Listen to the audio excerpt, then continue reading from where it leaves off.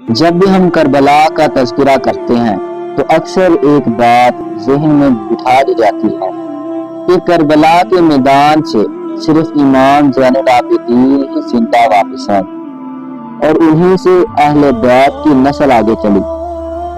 لیکن ذرا ٹھہریے، یہ بات ابھی مکمل نہیں۔ تاریخی روایات، اہل علم کی تحریری اور معتبر کتب اس بات پر شاہد ہیں کہ کربلا میں امام حسن رضی اللہ عنہ کے بیٹے حضرت امام حسن مثنیٰ بھی موجود تھے۔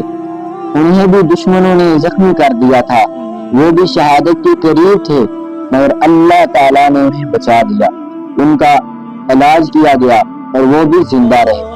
اور یاد رکھو، آج جو ہم اپنے ارد گرد سادات کو دیکھتے ہیں تو ان میں کچھ حسنی سادات ہیں، یعنی امام حسن رضی اللہ عنہ کی اولاد سے، اور کچھ حسینی سادات ہیں، یعنی امام حسین کی نسل سے۔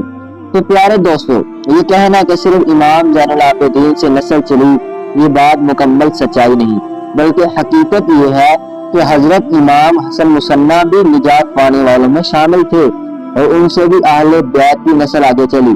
ہمیں یہ بات اپنے بچوں کو، نوجوانوں کو، عوام کو بتانی چاہیے، کیونکہ ہمیں یہ علم کبھی دیا ہی نہیں گیا، ہم صرف ایک ہی رخ سنتے رہے۔